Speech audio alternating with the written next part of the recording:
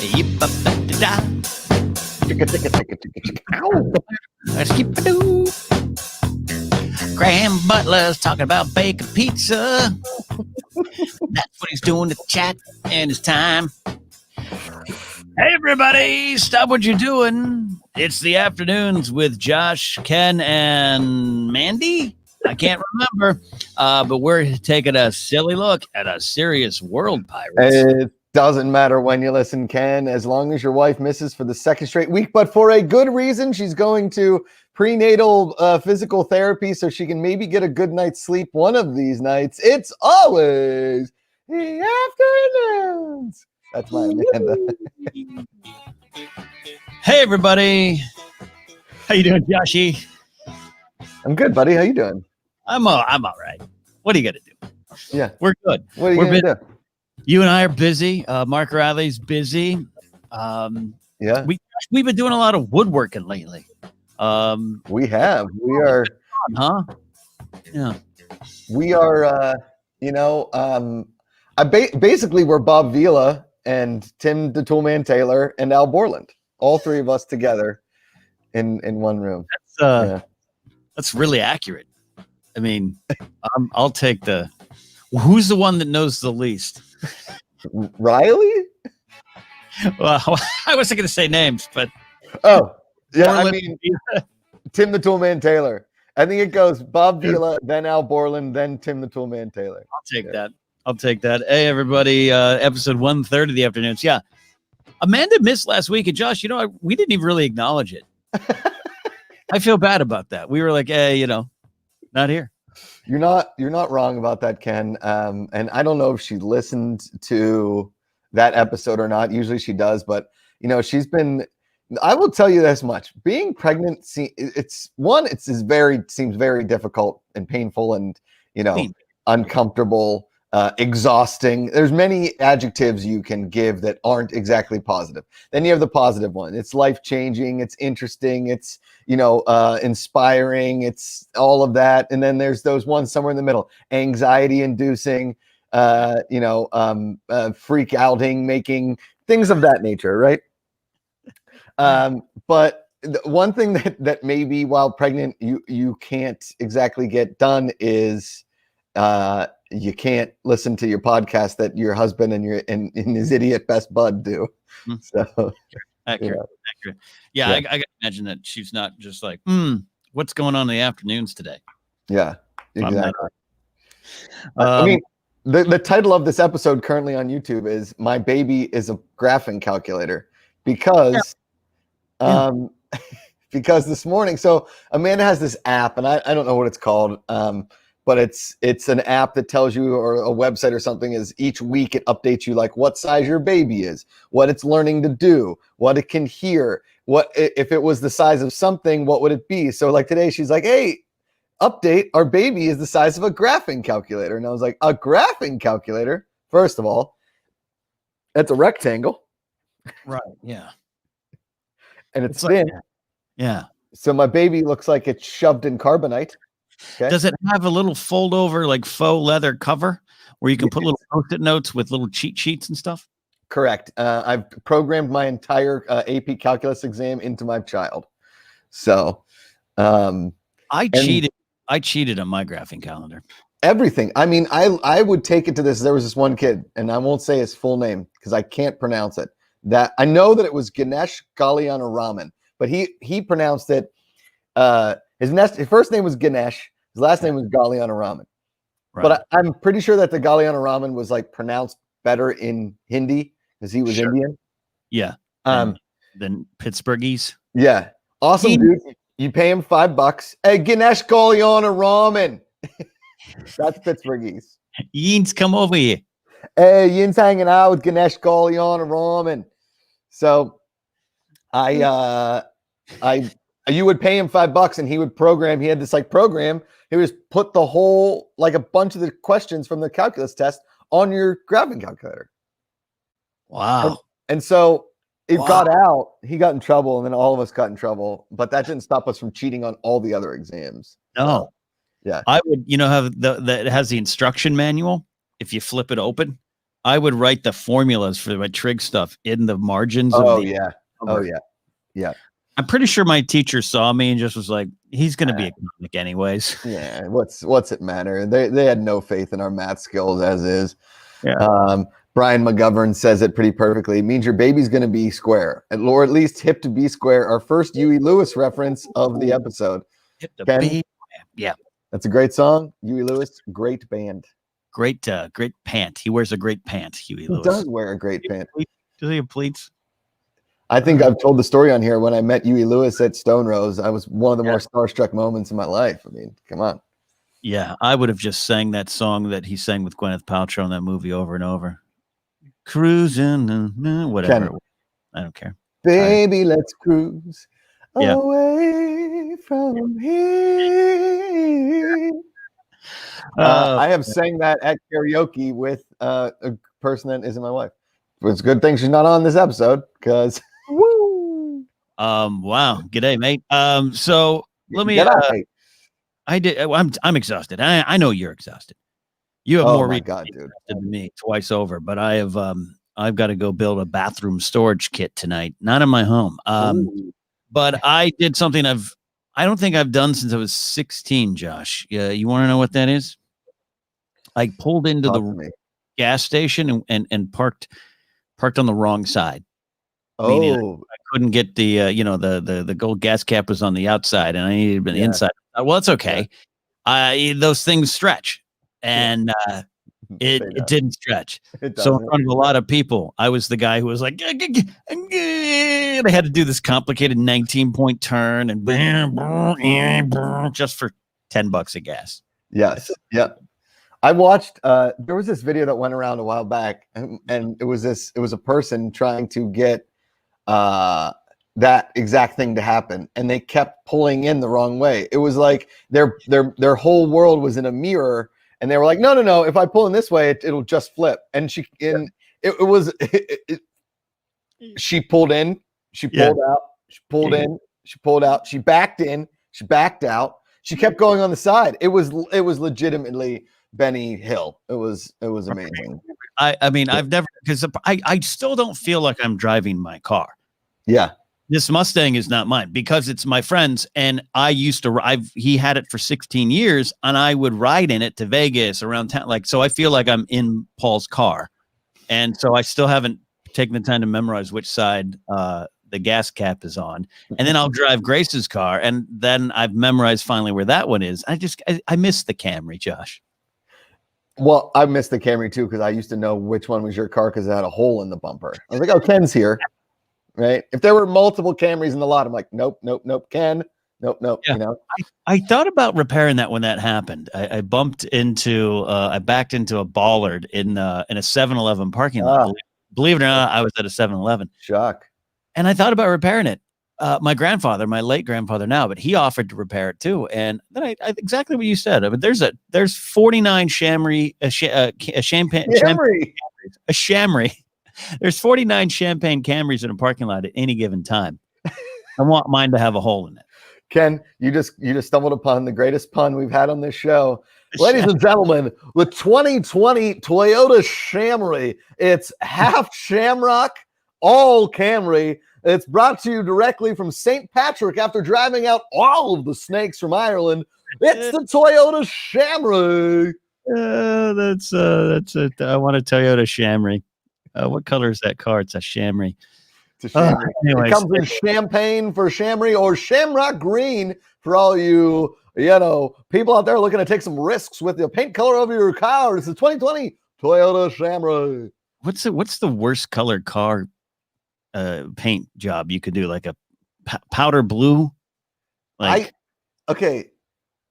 know that like if you sell a crap ton of Mary Kay, you get like a pink Cadillac, right? Or a pink.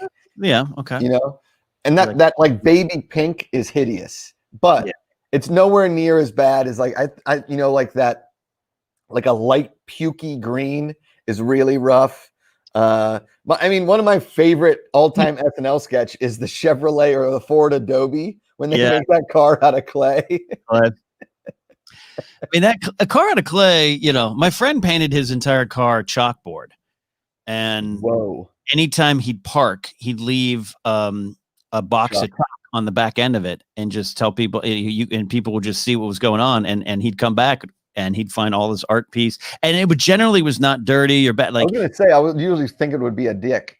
You'd think, but people see the opportunity and they're like, they get on board with it. And he'd come back and there were these beautiful art pieces. He'd take pictures of it, and now he lives in Reno, and he has a gun and conspiracy theories. But for a while that car was great. It was a Geo Metro. Dude, I had a Geo Prism that was like a teal, right? It was like a seafoam teal, and that I hated that car because even if you floored it, you couldn't get it to 45. I mean, you had to push it. It needed a nitro booster. It was the slowest car on the planet. Mm-hmm. Oh my God. The one time though, I drove it. Mm-hmm. Ben and I had to share it. And I was driving it the one time and I opened up a can of soda in it and exploded all over the roof. And I never did anything about it. And my brother got in the one time and he stuck up. And then he came down and hair got stuck, like hair of his got pulled out from the stick from the soda on the roof. Wait a minute. So you get in the car and you go, all right. Yeah. Ken, in college, I was a little less cognizant of my cleanliness, if you will. I mean, like I wiped some stuff down in the car, but I didn't get the roof apparently. And so that was that. Yeah. I love that. Kristen McGee in chat writes, weren't all Geos steak? But then she corrects it to say, all Geo teal. Let's. I kind of like, aren't all Geo Metros made of steak? Well, everybody knows that the Geo. You got to dump A1 sauce in instead of oil. You can actually cook a steak medium rare on the top of the carburetor. It's delicious. That's not a bad idea. Combine a car with a grill. You have to the car, the inside, like the seat, if you want to get the super comfortable seat, it's a medium rare plus of the seat. Yeah. You just open up the back hood. It's the back trunk is just mashed potatoes. Just scoop it up. It keeps it warm back there too, and you can get the butter add-on where the wiper fluid is butter. You want a bread roll with that? I don't know. I love that. That's the tires are made of bread rolls. Oh man, appetizing sound to pull out the spoonful of mashed potatoes. The entire car is edible. Yeah. So when you're hungry on a long road trip, just take a bite of the steering wheel. It's steak. By the time I got to Memphis, I was on a chassis. I looked like an old-timey car in 1911. When we were driving through the desert, it got a little tan, so it turned into jerky. Yeah. That was New Mexico. That was New Mexico. By the time we were pulling out of Gallup on the 40, the car was jerky. Oh man, this is really good. I'm just seeing, you want a new paint job, and they just put grill lines on the side of it, just like. It's like instead of that, like a wood panel wagon, it's just the grill lines. It's just grill lines. Oh man. The chassis is just a T-bone. It's just bone. Mm-hmm. You wanted to get the Geo Porterhouse? That's an extra add-on. That's it's a little more expensive. God bless it. We're having a good week. It's just I'm a little punchy. You're a little punchy. Oh man. We got it. We can't kind of bury the lead though, man. Tough loss this week. You want to talk about it? You ready to talk about it? Well, so Sunday, I'm in the car with Amanda. We're going to get, shockingly enough, steak breakfast burritos. There's a really, really, really high priced grocery store here in Los Angeles. It's called Air One. Okay. It's like $4.95 just for walking in the store. They're like, the air you breathe, that's 60 cents a second. And the name sounds and looks like it's part of the fellowship to return the one true ring to Mordor. Correct. Like it looks like it. And Erewhon spelled backwards is nowhere. And my joke was always, it's because you can find no money anywhere in your pocket. Your money is nowhere after you leave that place. This is accurate. So So, but they make a hell of a great steak breakfast burrito, right? And it's actually pretty reasonable. Like that's the one thing I thought. My one buddy's like, "Oh, you got to get a breakfast burrito at Air One." I was like, "What is it, $60?" And went in there. It's only like $12.50, which in like the grand scheme of things isn't that bad. Fine, yeah, $12.50 for a burrito. Yeah. Okay. Yeah, but and then Amanda got a kale salad that was like $946. So it all evens out. Totally fine. Those are heavy croutons. Heavy. So we're in the car on the way to get burritos, and Amanda's sister called, and she was like, Alex Trebek died. Oh. And I was shocked because, like obviously I watch Jeopardy every single night, and nothing had been said, nothing was in the news. And I think that, as he was getting a little more and more sick, he had said that some of the treatments were working, but pancreatic cancer is a death sentence. There's really not a lot you can do about it, which is really, really sad. He had been recording episodes and all that kind of stuff. And I just don't think he wanted to tell anybody that it was at the end, or he wanted to keep it just within his family. And so, I was crying thinking about, he said that he and his wife, Jean, who just had like a really nice thing. She tweeted out a picture of she and Alex on their wedding day, which is really sweet. Right. Thanks for all the love and, the kind well wishes, all that kind of stuff.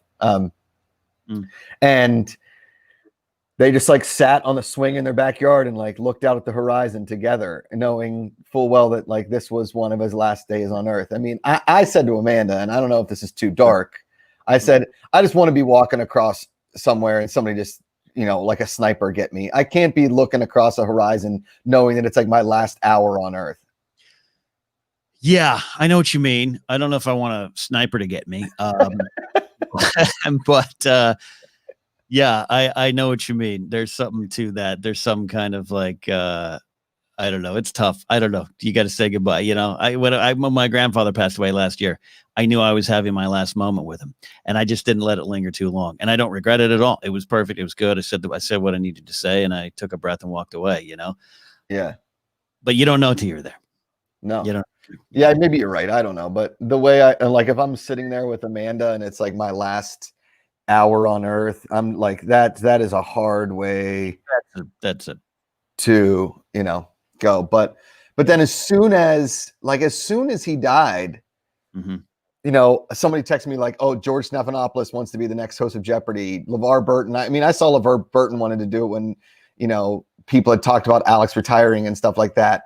And there's already petitions out for people wanting to do this and want his job. Now listen, I'm not saying that I still don't want to be the next host of Jeopardy, but let the man, let the family grieve for a little bit, for crying out loud. Let the people of Jeopardy, you know what I mean?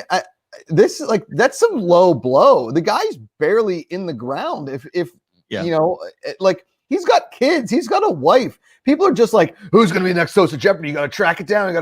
Like that's the society we're in right now, where we can't just let's celebrate the man's career. Let's watch these last episodes of Jeopardy. These are the last ones we're ever going to see of Alex Trebek. And then, I'm sure it's going to be Kem Jennings or something. Listen, I've had a campaign going since I was 12 years old. Okay. I've said it since the beginning of anything I've ever been on, but I respect Alex in the show way too much to be like, time for me to put my petition in there. Everybody's like, when Alex got sick, it's like, oh, look, Josh, you're really trying to capitalize on him being sick. I was like, first of all, I stopped talking about wanting to be the next host of Jeopardy as soon as I heard Alex was sick, as soon as I heard about it, because that's the respectful thing to do. It's not like, hey, you know what we got to do? Yeah, we got to make sure that Josh becomes the next host of Jeopardy because, Alex has pancreatic cancer. What kind of a dick move is that? I agree. Well, Dave Taylor just put it in chat, but there was like that stuff like when Chadwick Boseman died, and like the articles, and they got wonderfully just lambasted on online for doing it. But what does Marvel do now? Who cares? Give us a correct. Yeah. It's and listen. Mm-hmm. The man was a legend. Not only was he a game show host, but all the stories you read about Alex Trebek.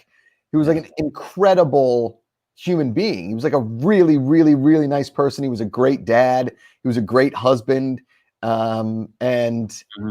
It's, you celebrate the man's accomplishment and, what he was able to do to inspire people and, inspire people that were going through cancer, inspire people to want to be smart, to think of Jeopardy as a goal, to learn and all that kind of stuff.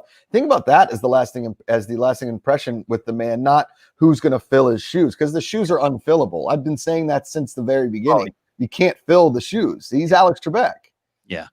Yeah, he was special, man. He was special because he was a broadcaster. He was a true host, and was a part of everyone's lives. It's one of those characters, and it's great. It's weird to see the old pictures. I forget how young he was when he was hosting, but he already seemed old to me. Josh, you grew up with him, right? I mean, this obsession with Jeopardy is something that's been with you your whole life.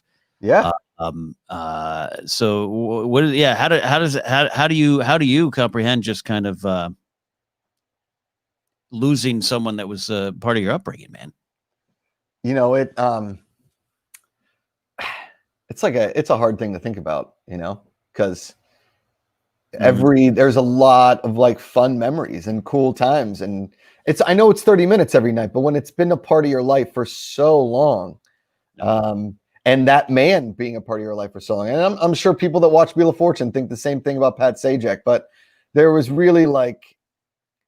something special about Alex Trebek and the way that he moderated and played such a simple game, such a difficult game, such a brain-busting game. But, he had his moments of comedy, he had his moments of levity, and then he had his moments of, he was just a constant professional. And, you're never going to hear Ellen DeGeneres stories about Alex Trebek. You're never going to hear those stories, right? You're never going to hear the Steve Harvey stories. You're never going to hear the, Christian Bale yelling at a cameraman stories. And the coolest thing that really ever happened to me, and I've talked about it on here, I think I've talked about it on Collider Live, was when he called me out of the crowd. And I posted a video about it right after he passed away. Right. I heard you want my job. Have you ever done any broadcasting before? And then I went through his resume and he was like, all right, well, good luck, Good luck to you. I'm still here. Good luck to you. Yeah. No. And Mariano in the chat, John Mariano, who John's all right. He says, Alex, along with Regis Philbin, who we also lost, Bob Barker, staples of hosting for me. And it's true. It's a different era of broadcasting. And I think sometimes that that kind of stuff gets made fun of now. And I'm not going to say by current generations. I don't mean that. I've been in this side of our business where you and I have been for the last four or 5 years, where I just see people afraid to host. They don't want to host. They make fun of it. They're too cynical about it, or they just don't know how, because they just see Twitch streamers coughing into mics and stuff like that. And correct. I miss that era. I miss that era of broadcaster, and he was a special kind of dignified, decent Canadian host, and I loved it. Yeah. No, you're 100% right. I used to love when he interviews the people on the show, and like some of them were, like your basic interviews, but he would always have a zinger in there. Like once every 20 episodes would he zing somebody, because he was great. And I watched there's the one where the girl talks about like she was into LARPing or doing something. He's like, oh, so you're a loser. That's the best. I saw that a couple months ago. Look, I'd love, I'm a nerd. He's the best. Yeah. He's not wrong. I know there was a clip that got me crying of the gentleman who won and was like, Alec is, and he went back home watching. He's like, yeah, my grandfather. And I learned to speak English by watching you with my grandfather. And the guy's bawling and I'm bawling watching a, 15-year-old Jeopardy clip. Yeah. So he was going to do a lot up there. So, yeah. Man. Yeah. Tough stuff. I mean, here's the thing is, nowadays when you are looking for hosts of shows, they're just like, oh, just grab the actress from Glee, right? Or just grab, let's get Ryan Seacrest again. Let's just we'll get somebody famous to just host the show. And sometimes they're good. Sometimes they're terrible. Sometimes they're just not good. I think Seacrest is a broadcaster in that vein too, but I know he's not the only one. Yeah, it's I don't want to turn the conversation negative about my old crusty thoughts about hosting and stuff like that. No. But I have some opinions on it. But he was part of that era, and just a constant. He was a constant.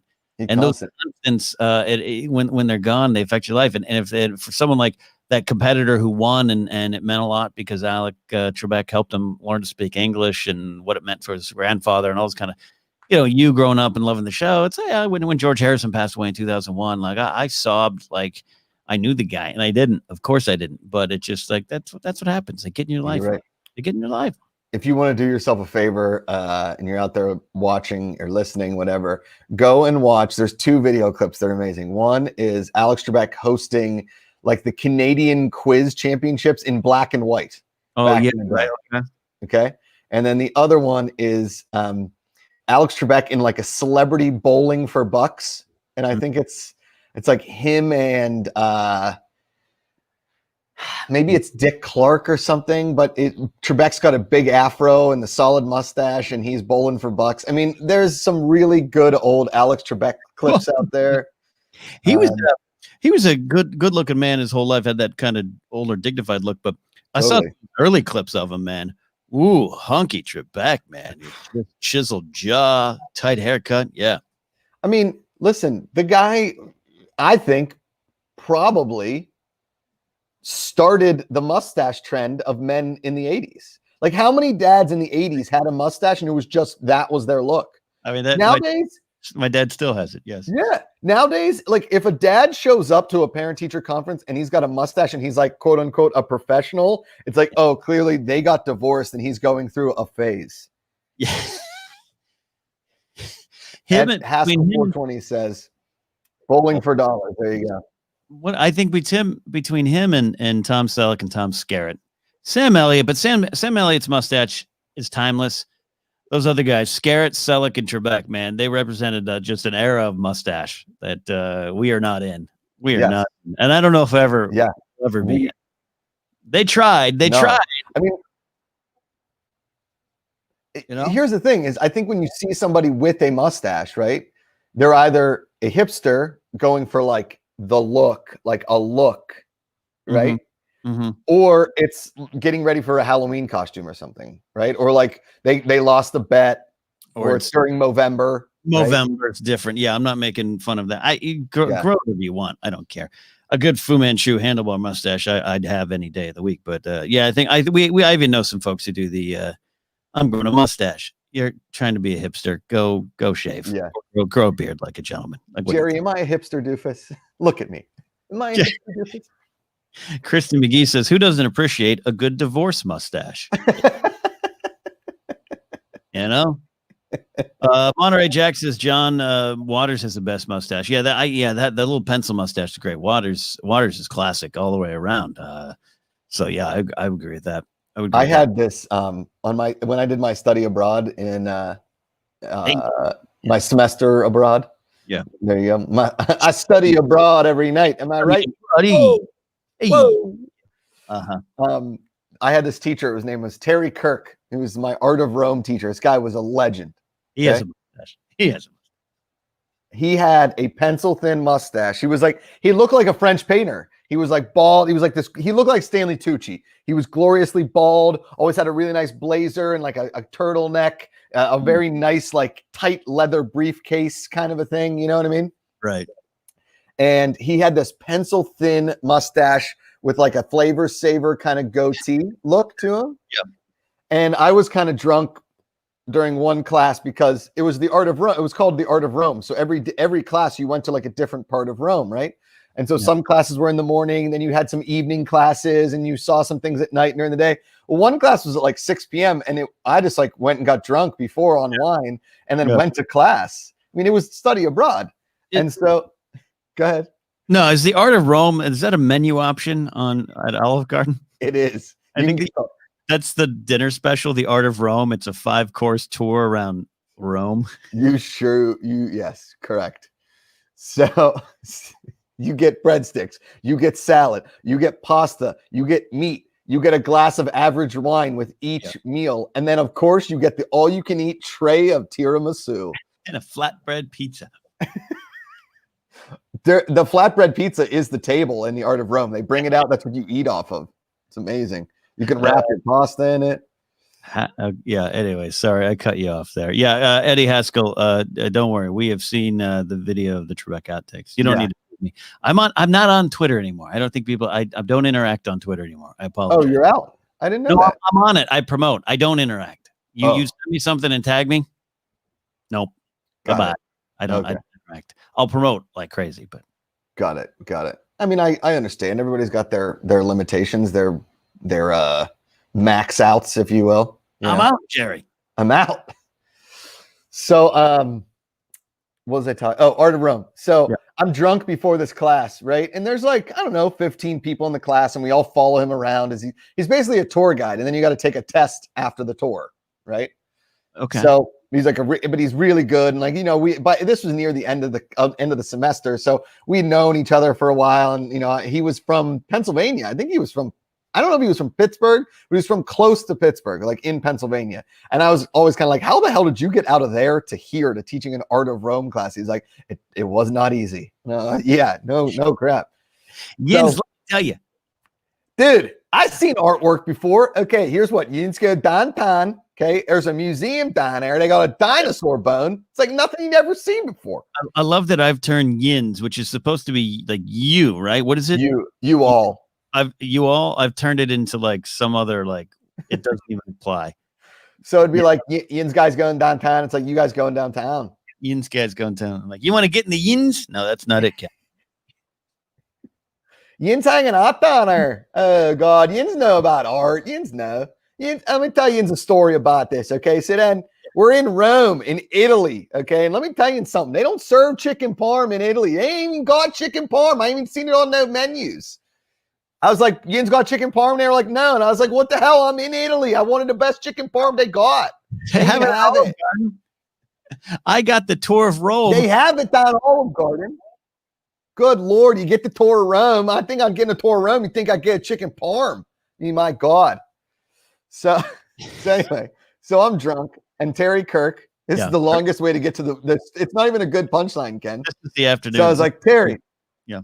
So end of the class, you know, I not only were we like during class, but I'd also brought like some wine in a water bottle. So it's like still sipping on a little vino. Is that a police? Terry's song, like, right? Yeah. Terry's like, anybody got any questions before we wrap up? And I was like, Terry, I've had a question since the beginning of this class. How do you get that mustache so tight to your lip? How you get that mustache? I mean, that thing is the perfect pencil. And he's like, that's your question? And I was like, yeah. He's like, I actually use a straight razor. I was like, wow. Everybody's like, whoa, that's pretty good. Like, wow. That's craziness. That's craziness. Whoa. BC Tiller. This is beautiful. Tiller. Just because finally listening live, not the usual Friday on Spotify. Thanks, BC. That's great, BC Tiller. BC Tiller sounds like this follow-up to Aqualung. Actually, I'm not sure if you know this about BC Tiller, Ken, but his family owns the largest tractor supply company in, I believe the town is Independence, Kansas. Oh, and the tilling tillers of Independence, Kansas. Correct. Yeah. So BC Tiller, his dad, DC Tiller, his brother, JC Tiller, and his mom, Teresa Tiller. And they own the Tiller and Sons tilling farm equipment company. They've been supplying the greater Kansas area, the greater Independence, Kansas area since 1974. And they do combines, they do front loaders, they do backhoes, they also do super seeders, they do all of it. Oh, absolutely. You definitely want to get yourself a super seeder because that's the best way to plant your lawn, your garden, anything there. You get a super seeder. Josh, do you get one with the sidecar or do you get one with the seat high on the top? How do you do it? Well, if you're going to Tiller and Sons, usually their fall deal is the sidecar is half off if you come in with a family, proving the fact that you need to have your son or daughter there along with you on the super seeder. And the super seeder was ranked by Farm Equipment Magazine at BC Tiller and Son as the farm piece of equipment of the year 2007. The year. And Tiller and Sons tilling equipment is going great, but BC did try to step outside the family business. And you remember that year, Josh, where he actually played middle linebacker for the Saskatchewan Roughriders in the Canadian Football League, all 110 yards up there. Yeah. He had a great year. He was, good lateral movement, good on pass protection. High motor guy. And on the seventh down, because the Canadian Football League plays by the weird downs. Yeah, weird downs. He was great at plugging the gap, as they said, but just couldn't get to the NFL like he wanted. Yeah, I mean, it's kind of tough. BC Tiller had the speed. He had the vision. He could read offenses really well.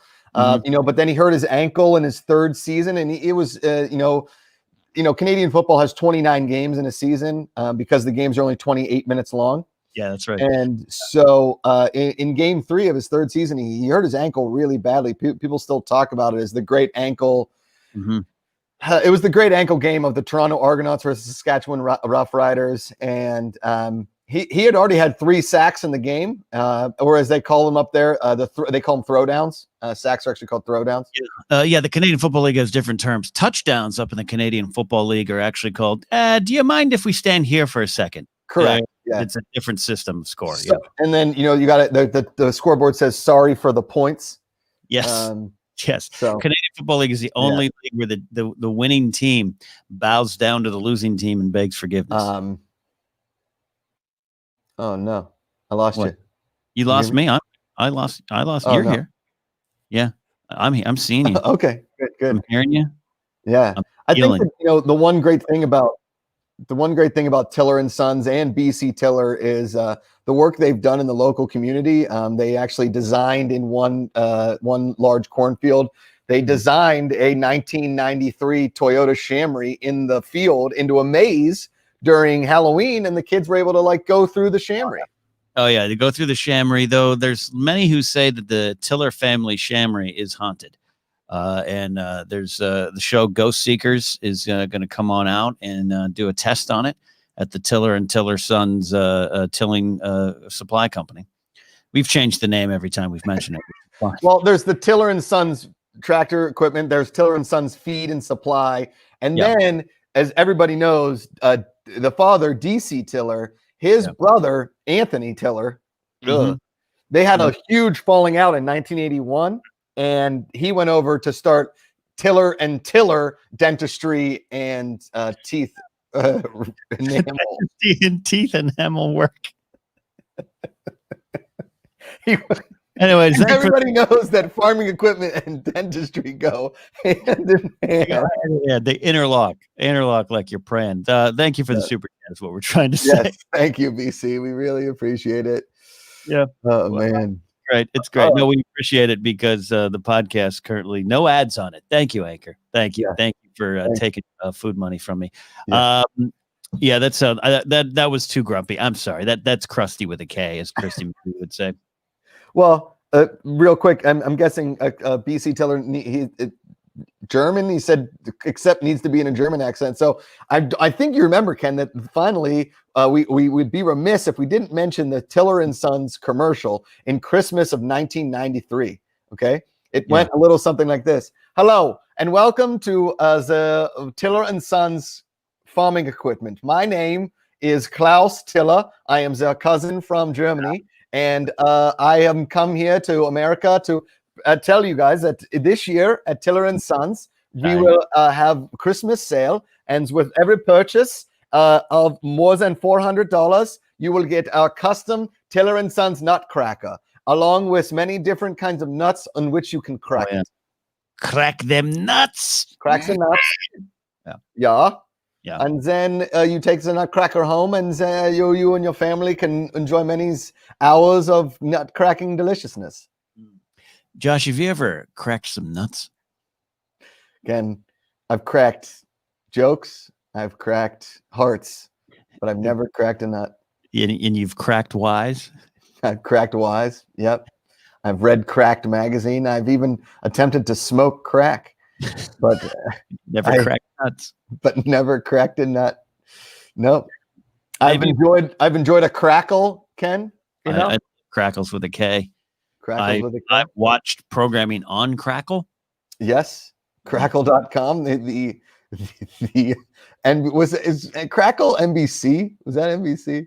I think I don't know anymore. Is it still going? I love that NBC, and listen, if they want to buy a show of mine or a broadcast, I would be more than happy. But NBC keeps going. They're like, hey, Nobody's watching Crackle because we know they don't know that it's all NBC programming. Let's just call it NBC Universal Streaming. No, we're going to call it Peacock. Oh, it's on Peacock. Well, wait, which one's Peacock again? Oh, that's NBC because they're Peacock. Wait a second. Why didn't like HBO Max? We get it.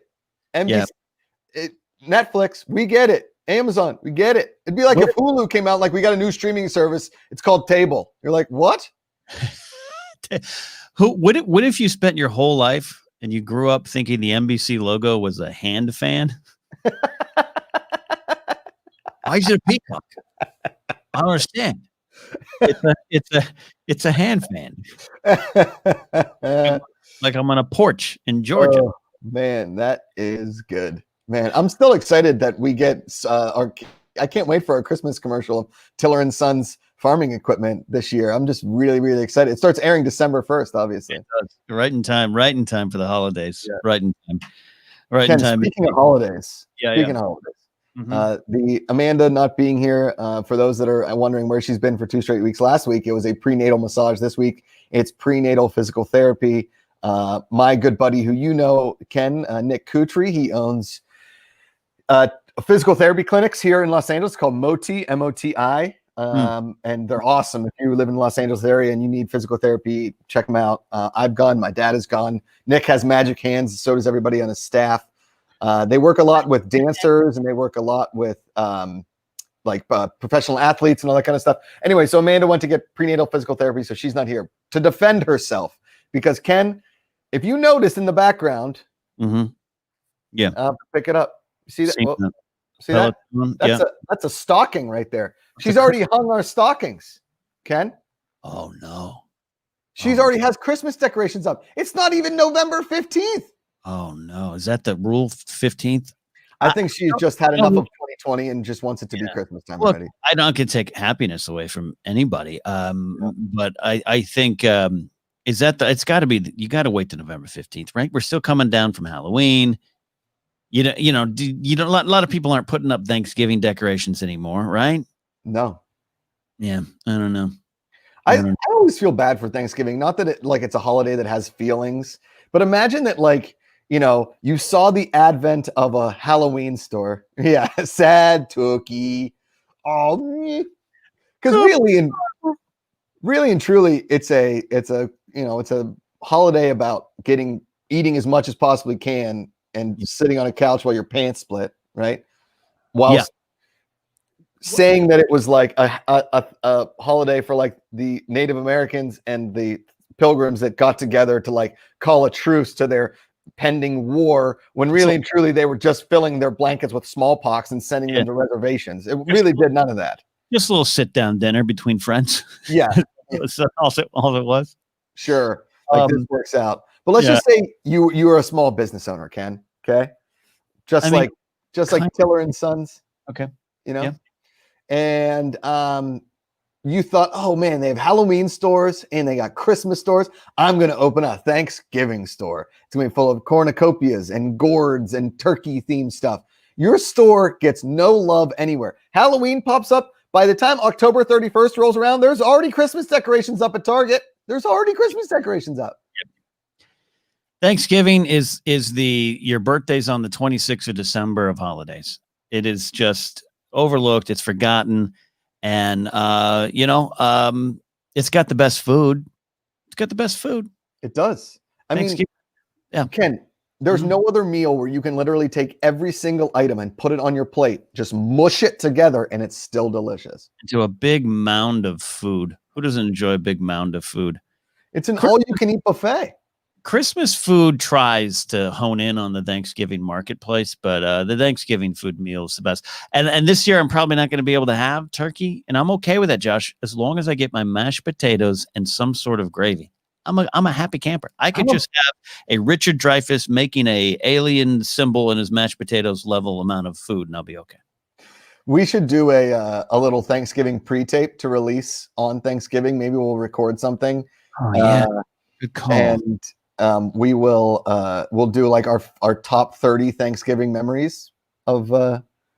That's a great idea. Let's commit to that thing. I forgot that Thanksgiving's in 2 Thursdays, and we will not be broadcasting on that day. Yeah. So You're right. You're right. We should do that. It's so because oh man, it's so nice. I'm 5 years removed from it, but to not have to worry about Black Friday, I still don't take that for granted. I can't even imagine. I remember when I first became your friend, I was like, what's Black Friday like? And you were just like, imagine the worst day of your life times 1,000. Imagine actual Die Hard, but worse. Yeah. South Park captured that well. Yeah, no, I don't have to worry about it anymore. It's the best. Yeah, slept 31, worked 31 straight hours the final Black Friday of my old life. And I thought I was tired just working every night. I mean, guys, we've got a huge thing coming in the next couple of weeks. We're going to announce something early December. I think we're probably going to announce something because we're going to get a whole month of lead up to. We got logos. What we're announcing could change the internet and content and your lives forever. Forever.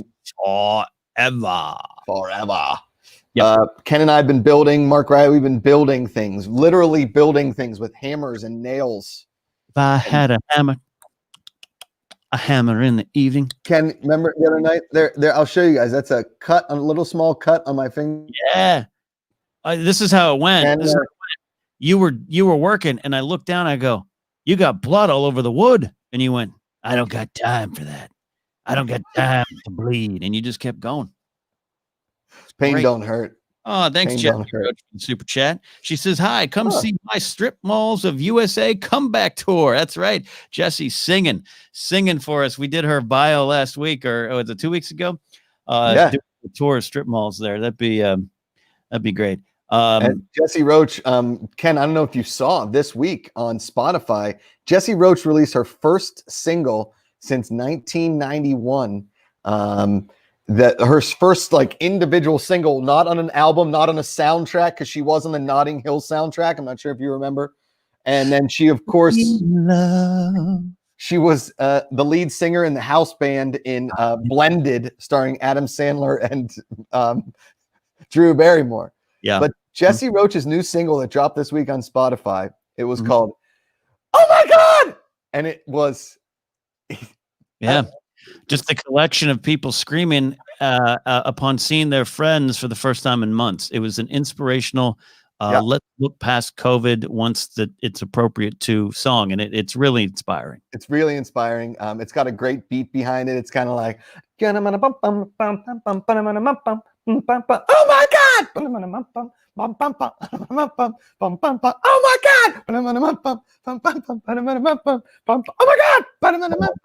God! Oh my God! Oh my God! Yeah, it's a pretty good song. We're just weird today. You and I are wonderfully weird today. We're punchy. We are very punchy. And I got to go pick up the Mustang shortly.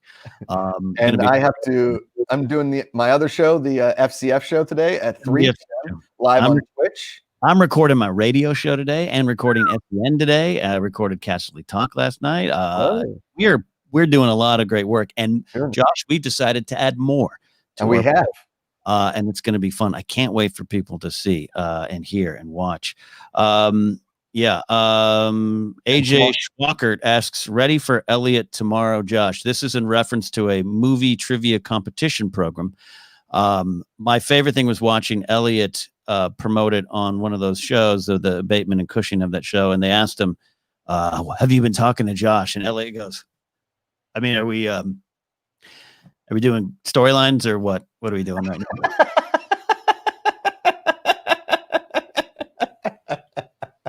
Yeah, no. I may watch Billy Elliot tomorrow or E.T. Get ready. And I'm ready for Elliot. I think we have a fun match in store for you guys. It's live, but I'll be watching. I'll be in chat. I love going into chat and kind of trolling the Schmodown fans in a polite way. I'll be there. I'll be watching. My manager, Winston Marshall, aka the Smoking Winstons. Nobody gets that joke because nobody smokes cigarettes anymore, but Smoking Winstons, baby. Yeah. Smoking Winstons was like, hey, so I think it was like Lon holds like a study night with people. He's like, online, you should check it out. I was like, I'm good. I love Lon, but I don't need, listen, if Elliot's not studying, I'm not studying. I know what I know. I knows what I knows, Ken. I knows what I know. I know what I know. Ken, Edie, ask me a movie question. I guarantee you I get it right. Go ahead. Hold on. Edie Brickell and the New Bohemians released a new song recently. All right, I'll ask you. What am I supposed to be asking you? Just ask me a movie question. I guarantee you I get it right, and that's how we know I'm going to win tomorrow.